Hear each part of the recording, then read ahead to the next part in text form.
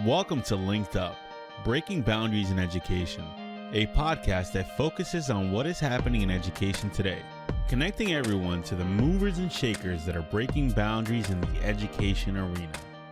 Hello, this is Jamie from LinkedUp, Breaking Boundaries in Education. Jerry and I are looking forward to today's podcast. We are going to be hearing about an organization that provides a lot of support for educational leaders. And we both got to meet these fantastic ladies, and we thought, wow, we need to have them on the podcast. Absolutely. Oh, absolutely. So just a couple of weeks ago, we were all in Asbury Park, New Jersey together, and we were at a very fun event where we were honoring some ed leaders that have really moved New Jersey education forward. And it was such a pleasure to meet both Kimberley Markus and Jennifer Ferrari. And as we had our sidebar conversations, we said, these two women are amazing. They need to be on the podcast. We need to hear more. Not only do we need to hear more, everybody needs to hear more about the work that's happening with ERDI, because I think people hear, well, let's face it, education is acronym alphabet soup, right? And so we all say, what's ERDI? So we're going to find out what it is, but let's just start with having our guests introduce themselves and tell us a little bit about the trajectory of their career and how they got to be where they are today, because they both have very distinct and honorable backgrounds. So Kimberly, can we start with you? Sure. So hello, everyone. I'm Kimberley Markus, and really what a joy and an honor it is to be here today and joining you all. A little bit about my background. So I started as a classroom teacher, a first grade teacher. I taught for about 12 years and then moved into administration, where I served at both the school and the district level. My passion is curriculum design and building, and so that was my primary focus. And at that point, then I moved on to the New Jersey State Department of Education to be a voice on behalf of students and teachers in a place where I felt like huge decisions are being made about education, and I really wanted to have a larger impact. And I was humbled to serve at the Department of Education as the New Jersey Commissioner of Education, serving all of our school districts and all of our students here in New Jersey. So it's been a wonderful ride. And then I returned back to district leadership again, where I've spent 30 years essentially in public schooling, and recently just left that work and have joined the wonderful ERDI team as their Chief Education Officer, working in tandem with Jennifer and really being inspired by our membership and the rich work that we're doing on behalf of students and their educators. Well, first of all, Kimberly, I have to say, it doesn't look like it's possible that you've been in education 30 years. You must have started when you were 12. Thank you. Oh, and to be the Commissioner of Education for the state of New Jersey. Wow, that's impressive. Super humbling. I'm sure it was. What were some of the things that you were working on at the time? Sure. So I think several things that I'm most proud of, certainly first and foremost, was inviting in the voices of not just our educators, but our students and our stakeholders across the state, and really figuring out how we do collaborative work. So at that point in time, we were putting together our ESSA proposal and really making that a true New Jersey approach that everyone had a voice and a space to collaborate on. And so that really began to shift and shape our work. Another huge area of focus was our early childhood work, thinking about the grants and the ways that we support students, not just in K2, K3, but also how do we reach down into that pre-K, and what are the partnerships we can make with the medical profession, et cetera, to really think about how we're wrapping all of our arms around children in those formative years. And then I think finally, the other area that I felt we had tremendous influence around was we developed the social emotional learning competencies for the state of New Jersey, and really made an intentional choice not to make that another set of standards where that would become the work of a particular class period during the day, but really that it would be something that was infused across the entire curriculum. And, throughout that work, I had the incredible opportunity to visit many of our districts, to show up and to thank our educators for all their hard work. But I also got to talk to a lot of our students and really bring them in and include their voices, both at the department level and the things that were happening out and about the state, and have really been influenced pretty significantly by some of those student groups. And I think we're finding now how important that collaborative piece is, even more today than we knew before. We always thought it was important, but kudos to you for pulling in students and maybe even some marginalized groups of people to make sure that everyone has a voice at the table. I love also how the emphasis was also not on SEL in isolation, but authentically embedded. That is so important, because a lot of times we kind of say, one and done, check it off.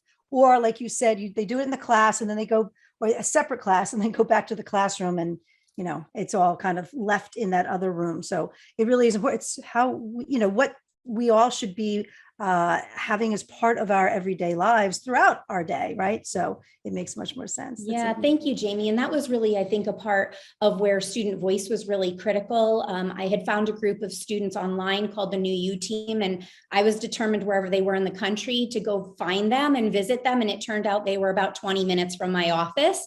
And they were just doing incredible work, really speaking to adults, to teachers, to parents, to community members, not only in our state, but across the country, about social emotional learning and its importance, but also mental health.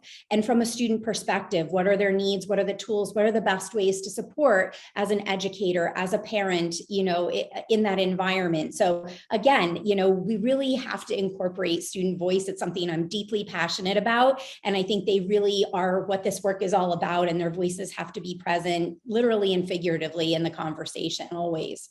Jerry, I think we need to have those kids on our podcast.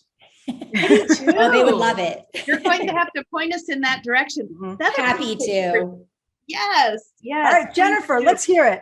All right, great. Well, again, thank you so much for having us today. This is really exciting. This is a super team, and I'm just delighted to be here today. So I'm Jennifer Ferrari, and I have spent my majority of my career in public education as well. So Kimberly and I have a lot of kindred spirit moments in our partnership. I started out in middle school as a middle school English teacher and taught for many years until I became the assistant principal in the same school where I taught, also in the community where I live. And then moved on to become principal, and then followed the trajectory up to central office, where I served as an assistant superintendent for teaching and learning, again, all in the same district on the North Shore of Chicago. And I was there all the way through interim superintendency, where I was recruited for a really neat position to go lead a very different kind of work in a public, nonprofit, public charter school district in Chicago. And I was brought on to lead kind of their scaling efforts and their strategic planning, and moved there as their chief schools officer. And so spent some time in the city and then scaled to Detroit and really learned a whole lot in that space. All the while I had been a consulting member for ERDI, the acronym, Education Research and Development Institute. And I served as an education leader, consulting with companies from across the United States around kind of topics in education. And so in 2019, the CEO at the time brought me on board to lead the work of Education Research and Development Institute as its working president. And we were really brought on board to kind of infuse the 21st century into this 35-year-old company. And I am now the proud CEO of the Education Research and Development Institute, where we are spending a lot of time right now, in particular, helping companies and education leaders find intersections in their work so that we can move together towards greater progress in spirit of helping children. And I'm sure that your past working with the charter schools and working with some maybe non-traditional schools has really been an asset to you during this pandemic. Well, I think anytime you can have the broadest perspective possible, you're able to take the lessons you've learned and infuse them into the work. So I would say, having, done most of my career on the North Shore of Chicago in the same district, but in many different roles, that offered me a depth of understanding that I think is unique to a lot of leaders, because I was able to grow and mature in the system and also gain the trust of the community. But then again, like you said, to be able to switch to a very different paradigm, to be working in a more urban setting in the public nonprofit charter world, was also very thrilling, and in many ways catalyzed a lot of really neat, innovative, and personalized learning initiatives that I've been able to kind of, again, apply and infuse in the work that I'm currently leading. No, that's interesting. So this organization is bringing together both those in education and then those in industry as well. So the efforts are combined to move forward. How do your roles differ? What are the different aspects of each of your roles in support of ERDI? Very good. So we really work a lot in tandem. We have similar backgrounds. I've assumed the CEO role, the Chief Executive Officer, and Kimberly is the Chief Education Officer, but we both really rely on our educator roots. What I think makes us a unique part of this industry is the fact that we both are career educators. So I work a lot with the companies and with education leader recruitment, helping people really nail down what they're studying in our research forum and what they are looking for in terms of success criteria. And Kimberly's new to us. She's only been with us since July, but Kimberly, do you want to share some of the highlights that you've had since joining us? Sure. So I think for me, as Jennifer said, we really work in tandem. We see ourselves, not just the two of us, but our team as an entirety, as a community and a collaborative group, and really lean very heavily on one another and work, in a very energetic way and a very dedicated way to the work. I think for me, what I see as my role is really, when you're new anywhere, you're being a listener and you're coming in and you're observing and you're participating in conversations. And I think my favorite part, having been an ERDI member as well as an education leader, is really the relationship component. So how are we building those relationships? So listening to ed leaders and solution providers, as Jennifer said, and what they're passionate about, what are they seeking to research and to develop, and how do we build them individually, but also how do we bring them together into a space that's most productive for the end result, which is serving students. So we host 8 national institutes each year, and we frame all of our institutes around the top problems of practice that education leaders are facing in their districts and in their schools. And essentially, by illuminating those problems of practice, we then work with the companies to really hone in on solving for those problems.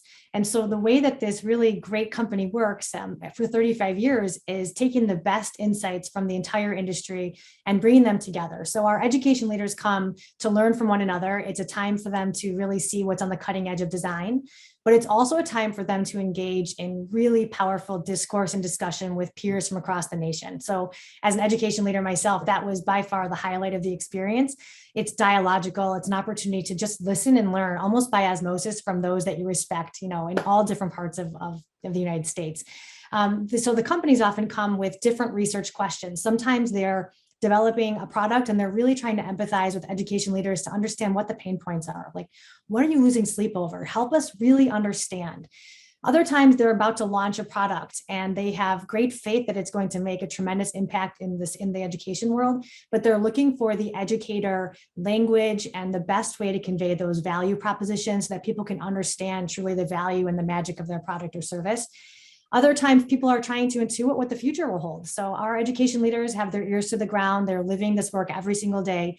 And sometimes just through dialogue and listening to kind of their insights and their guts, they are able to forecast the next 3 to 5 years, which then gives our companies a little glimpse into the future as to where they should be positioning.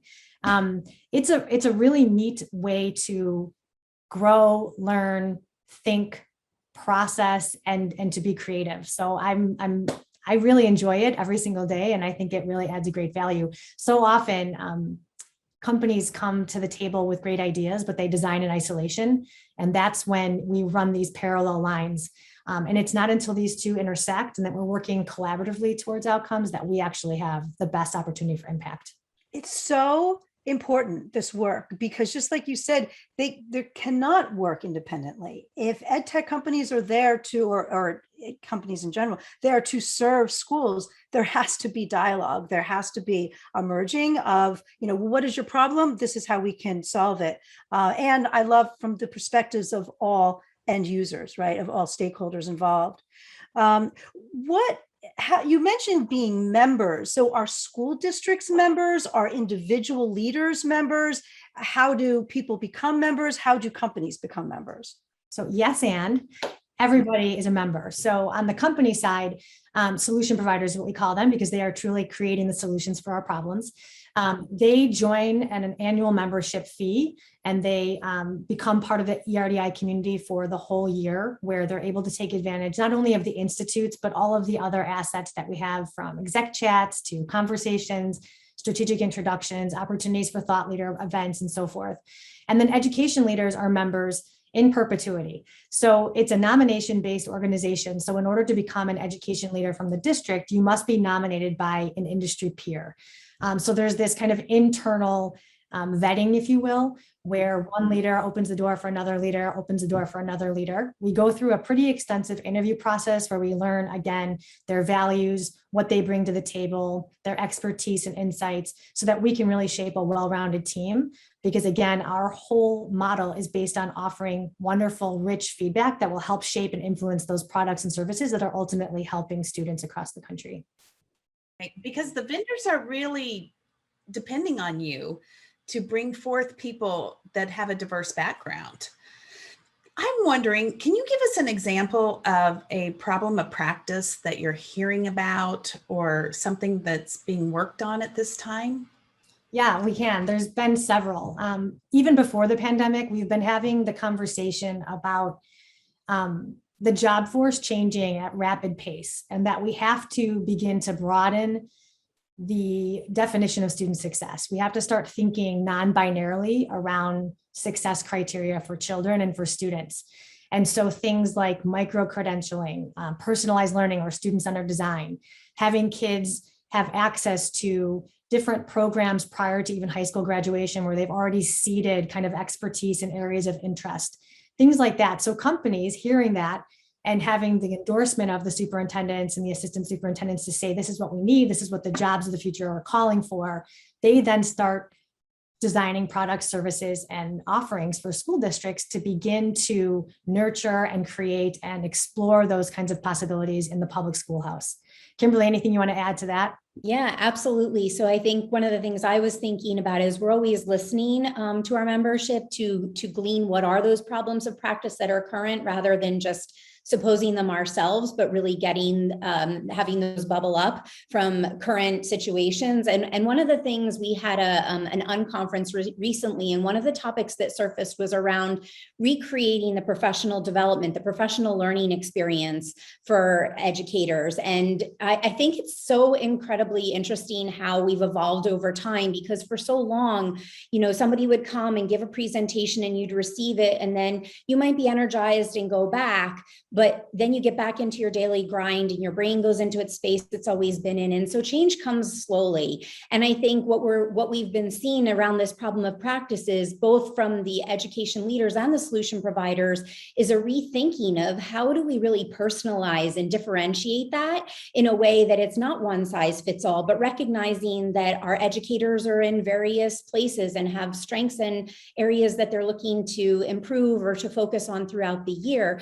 And so what are the ways that we can offer that we can incentivize that growth and create that culture of learning and growing together?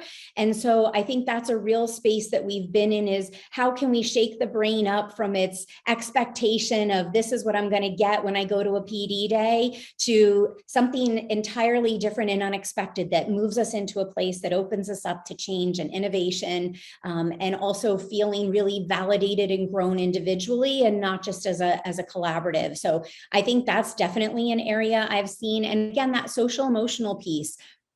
continues to be at the forefront, especially as we move into another, unfortunately, transition year as we continue to move through the new thinking and new ways and new paradigm shifts of the pandemic, is thinking about that social emotional space, and not just in the ways that we serve our students, as I shared earlier, across their school day, but what are the ways that we can also serve our teachers and our educators to be sensitive to who they are and their health as they contribute to the health of the students that they serve. So I think for me, those are two biggies also that I see us really trying to address through our work at ERDI.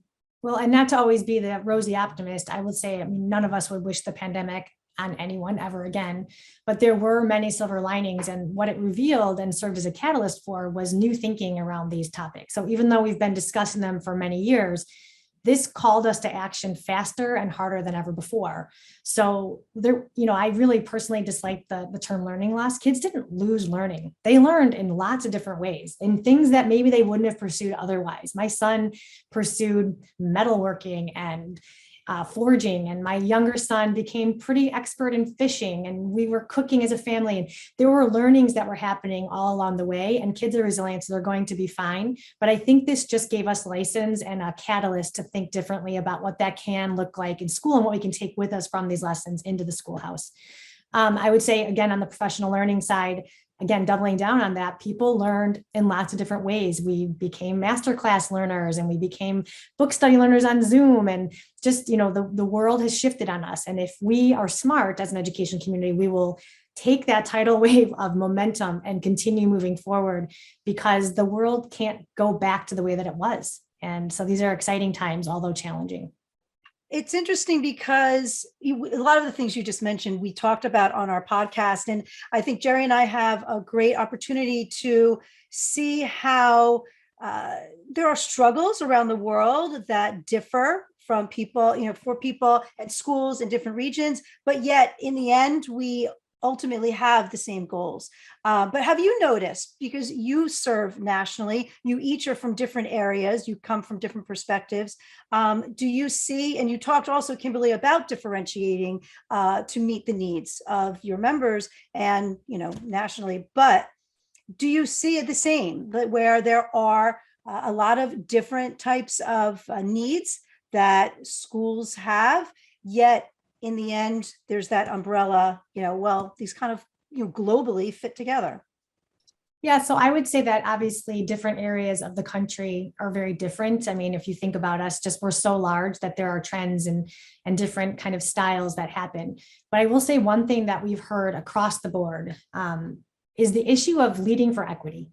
Across the board, our leaders have shared the struggles they've had in championing children, that there are split boards, there are divided communities, that there are loud, vocal minorities on both sides of the equation that are creating great challenge. And so we're really tackling that and encouraging our leaders to think universally through a lens of equity.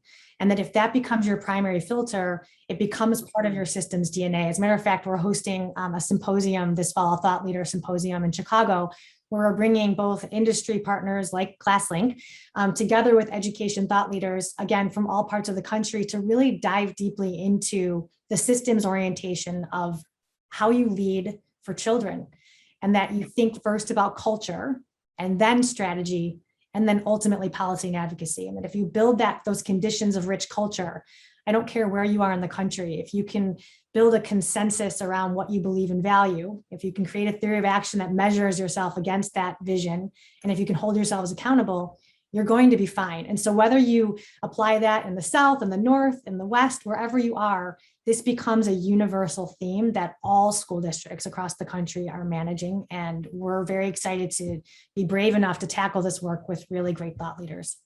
And I would piggyback, Jamie, on that, because I think one of the things that I thought when you asked that question is really, what are those commonalities? And while there are unique situations and settings, depending on where you are in the country, one of my favorite things about ERDI is the collaborative approach. And sometimes when you're in this work, especially when you get to become a leader, I remember one of my superintendent mentors years ago, as I was just beginning to dip my toe in the waters of thinking about a leadership role, said to me, it's lonely at the top. And I have actually, I think, sort of created a space, again, that's all about relationships and surrounding yourself with people who can support you, but it isn't necessarily within your space. Sometimes it's someone else in your unique role. And so I think that that's a place where we've been able to create a collaborative approach where we bring people together so that they aren't feeling so alone in this work, but they know that others, maybe it's a little bit different or there's something unique. My setting's not exactly like yours, but I'm struggling with these same things. And how do we bring all of our thoughts and resources together to try and work towards a common solution and then differentiate it in our setting? So that, I think it's a really fantastic opportunity and a beautiful opportunity to come together to solve problems.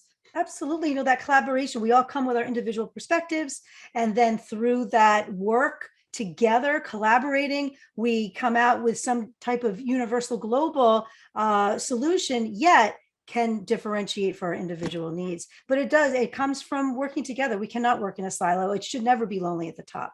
We're not doing anything. We're not doing the right thing if we are feeling that way. It has to be reaching out, just like you said. Well, and in the midst of all of this, in the midst of, having to navigate a virtual world and having to navigate, not being able to be in person, it's been amazing to be able to fall back on a community that will be there in the moment. So solution providers have designed more in the last year and a half, in some cases they have in a decade. And so to be able to call upon this community of trusted, relationship driven people to influence and shape and problem solve along the way has been a real gift, I think, to all people, because you don't feel so alone in this crazy world with all this really hard work. It's been really inspirational. I'm humbled all the time to just be in the company of such great thinkers. It's essential. I mean, honestly, it really is essential. And I think it's fantastic work that you do. Both of you have had amazing careers, continue to, obviously, but you come from amazing backgrounds with your leadership roles that you've had. When you reflect on those and consider those roles, what tips can you give to leaders? And with those tips, do you have differentiated tips for women who are pursuing leadership roles? How perhaps have your paths differed than the male roles? I'm curious about that. I'd be happy to jump in and speak a little bit to this. I think I mentioned before about a superintendent who served as a mentor to me, and that's a tip that I definitely would give to someone, is always have a mentor or multiple mentors. And sometimes those are people that you just look up to and you watch and you try to emulate and learn from. And sometimes mentors are people that you're touching base with on a regular basis, and you're gut checking with them, or you're sharing your struggles, or looking to them. And I have found that so helpful to have those people who are, again, sort of outside of my common space, where I can be vulnerable and I can share openly and have just sort of a safe space. So I think that that's a super important part. And another is remembering that this is collaborative work and that we do this work alone. And I think, from a differentiated standpoint, certainly we want to be collaborative leaders and we want to be inclusive leaders. But I think also recognizing that there are times and places as a leader where we are called upon to lead and to make difficult decisions. And sometimes, I think for me, that was a hard lesson to learn, was when am I collaborative and when do I need to step into that space to support those that I'm serving alongside or serving, to really make a greater difference or have a larger impact, or to move forward more quickly in the work. And so I think that's really important. And I think for me as a leader, I have belonged to a women in leadership group, several of them, but one for the last 12, 13 years now, pretty much since its inception, and have learned some pretty big takeaways there. So a tip I would pass on that I learned was putting some random X's on your calendar at the beginning of the school year, maybe at 1 or 2 a month in different places, so that we get exhausted and we realize that we need to regroup and we need to take time to come back to ourselves. But often what happens, at least for me, and I'm sure for many people, and not just women, all of us as leaders, is that our calendars get jam-packed. And all of a sudden we're feeling like we've really got to come up for air. And when we look ahead, there just is no space for that bubble to happen. So putting those random X's on the calendar has always allowed me to come up to one and be like, oh my gosh, I can take this day. I have a blank calendar and I can use it in any way that I see fit. But the flip side of it is I can come up to that day and decide, you know what, I'm great. I'm moving ahead and I don't need this day. And now I have time to get out into schools or out doing other things. So for me, that was just a wonderful, wonderful takeaway. And I think, as women in leadership, something else that I had to learn, two things that I'm thinking of. One is really the importance of reaching the hand back. So as my career has continued to grow, not just saying we're going to get together in these common spaces and we're going to talk about common issues, but how am I genuinely helping someone else come along and grow as a leader and making connections for them, being a thought partner, someone who can learn and grow and share my own experiences. But the other thing that I think about, and this again was a hard space for me to step into, is we started to have some male leaders attending our women in leadership groups. And at first I wasn't so sure about that. It was kind of protective. Hey, this is our space, to be women leaders. And while I think that that's incredibly important, and I have a tremendous group of women in my life today, I also have to say that some of my greatest connectors and some of the people who really pushed me the hardest to grow as a leader were some of my male mentors. So I think really having both perspectives and recognizing that we need one another, we need the different vintage and viewpoints that we bring, not just from our different spaces, but also as different types of leaders. So for me, it's all about the people, the networking, not being afraid to speak up and ask for help, and making sure you do take care of yourself along the journey. I love all of that. Everything you just said, really important perspectives there. And I love how reflective you've been on that as well, because it makes a difference for growth. And I appreciate you sharing it. I love it. Thanks, Jennifer, Jamie. how about you? Sure. And I would echo a lot of what Kimberly has already shared. I think I would say that a leader ultimately has to make the final decision, or has to be the one that owns the success or failure of an organization or of an initiative or of the responsibilities that you hold. But we know from research that change or progress doesn't happen in isolation, and that you might have the greatest idea in the world, but if it doesn't reflect the values and the kind of esprit de corps of your organization, you're not going to be able to move that needle very far.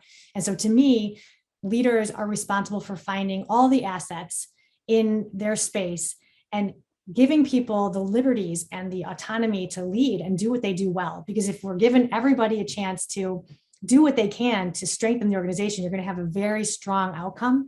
And we know that if we can get in the same hemisphere, at least around our values and our vision, and we all are moving in the same direction, we can move a lot faster. And so I always feel like as a leader, my job was to listen deeply, kind of cull together the commonalities, to put people in the right seats and give them freedom to lead in ways that they saw fit, obviously with check-in and coaching, but to just maximize the team and to build on those synergies.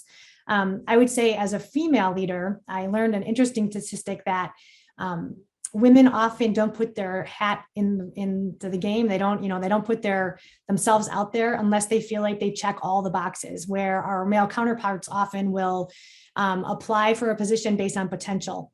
And so it's really important to remember that we also have tremendous potential and that we can do this. And so it's a reflection and a reminder that sometimes you have to go give yourself a little pep talk in the background to say, yes, I can do this. I haven't done it yet, but I can, and I will do this. And just kind of going through that mental exercise. And then again, like Kimberly said, reaching back.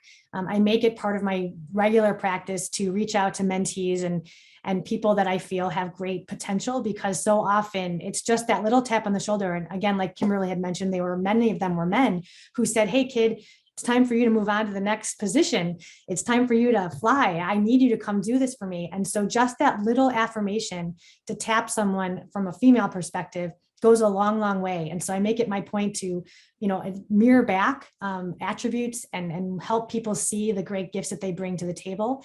And again, overtly and explicitly reach out to women leaders to encourage them and ask a lot of questions. I try never to give advice. I try to ask a lot of really pointing questions so that they're ultimately giving themselves the best advice, because that's ultimately what propels you forward. I love it. Know your value, right? Know your value. So why is it so hard sometimes to remember that? But it is so important in order to propel forward. When I met you, you had a beautiful necklace. Can you talk about that? Because I just love that, we are reflective. I'm hearing your reflection, but I love how you are a role model also for your family too. When I became the CEO of ERDI in February, I came home to a lovely gift, which was a little round necklace with a shattered glass in the middle. And it was my husband, who is a high school English teacher, who really assumed a lot of the typical household duties during my career trajectory to allow me the freedom and the opportunity to soar. And we have two beautiful sons, one in freshman in college and one a freshman in high school. And when I came home, they had this really beautiful glass necklace. This is a larger version of it. It's a circle with a shattered glass in it. And they said, we're really proud of you. And we want to cheer you on in your leadership and think that you are a great role model for all of us. So I wear that often as a reminder that, some of our best champions are those guys and gals behind us, and particularly our families. And shattering that glass ceiling, right? That's what it's all about. What a meaningful gift to have. And I thought maybe Kimberly had that necklace on. I do because Jennifer gave one to me. So really special. Very special. We call it the Glass Ceiling Club. The Glass Ceiling Club. That is fantastic. And I love the way that you are reaching back and mentoring others to move forward. What great role models you are, and inspirations for many women out there, because women do watch others. And I think that what you said about just the gentle tap on the shoulder, just that vote of confidence, it really makes a difference. I was wondering, my last question for you is, through all this, we've been through so much in the last couple of years, and you've been through so much through your career. What's really become clear to you as an education leader throughout all the roles? What is clear? I think I've said this a bunch of times throughout this podcast, but it's that relationships are at the core, and that you have to nurture those relationships in many different ways. It's taking that extra time to get to know someone personally, to inquire about their interests and their strengths, that you can not only leverage their capacity, but also nurture them to become better, brighter people in their own rights. I would also say that I read this great book, and I continue to come back to, I've just reflected on it recently, by Susan Scott, called Fierce Conversations. And it's this notion that the conversation is the relationship. So we have to take time to really talk with people and try to find common understandings, try to find ways that we can find intersections in our lives, because we're in such a polarized time. And to me, it's about relationships and dialogue. Yeah, I mean, I would say ditto 100% to that. Relations are the foundation of everything that we do, and the collaboration that we have together. I think for me, the sort of greatest takeaway in my education space has been, and continues to be, that adults do a lot of talking about students and very little inviting them into the conversation or the space. And I know I've said it over and over again, but I'm really deeply passionate about that, because it's why we do anything that we do in education. And again, it comes down to that relationship piece. And, to piggyback on throwing in a great book for people to take a peek at, I just finished reading Fires in the Bathroom, Advice for Teachers from High School Students by Kathleen Cushman. And, it's interesting because it's hard to find books. There are books that reference students and the importance of students, but this book is really written in collaboration. So it's the author has ideas, and then it's sharing actual quotes and words from the students across the country that she collaborated with on this book. And so to read their perspectives was really very powerful. But my son is actually a new teacher. He's a second-year teacher this year. And I was sharing with him that even if he didn't read it to hear what the students were saying, the students have created sort of questionnaires that they wish that teachers could share at different points in time, like when they're struggling with a project or they're new to the course or whatever, to sort of get insights, or when there's a conflict in the classroom. And they also have developed some sort of frameworks or their top lists. And I just think it's so interesting, because sometimes we bring our adult experience and all that we've learned, and we sort of project that onto, this is what students need and want. And I think students are pretty clear and are able to articulate that. And so for me, that's my greatest takeaway in education, is that they really have to be at the forefront, because they are who we ultimately all serve in this work. I do want to add one more thing too, if that's okay. Sure. I also believe that there's an a qualitative piece to education. If we only rely on hard data and that which is before us, we will never dream beyond what's currently existing. And so there's a piece of education leadership that requires, ear to the ground, pulse on the circumstance so that you can make intuitive leaps based on where you think the world is going. Because if we only rely on the safety of what we already know, we're never going to be able to arrive in that new future that a lot of people are already going to in their work. And so I say, let's round out our data. Let's value the qualitative and the inductive side of things as much as the quantitative, because sometimes you just know it and it's time to run faster towards new targets. Well said. That qualitative data is just one piece of it. It goes so much deeper. It's like pulling back the layers of the onion to get to the real root of what's going on. So I love that you said that. That's a great thought to kind of sum up with today. It has been such a pleasure to have you on the podcast. And one of the things that you mentioned earlier was about the professional development changing. And Jamie and I are really excited that this podcast now can be shared with educators around the world, and they can actually receive credit by listening to it and hearing from educational leaders like yourself. So we're excited about that. We're excited about the work that you're doing at ERDI and glad that you are making that connection between the developers and the educators so that ultimately we can serve those students more effectively. So we appreciate your time today and thank you for joining us. And anything else you'd like to add, Jamie? No, I just, Kimberly, you said it was an honor to be here. It was an honor to have the two of you on here. I really think this was fantastic. You gave us some really amazing insight for all listening. So I think everyone is going to be able to take several things away from this. And we really appreciate that and your sharing. Thanks so much for having us. Yeah, thank you. And thanks for all you're doing to connect educators on all levels and solution providers, everyone working together across the country. I really think it's an incredible opportunity you have. And Jerry, well said. This is tremendous PD. Thank you for listening. And if you would like to stay linked up, be sure to follow us on Apple and Spotify and subscribe to us on YouTube.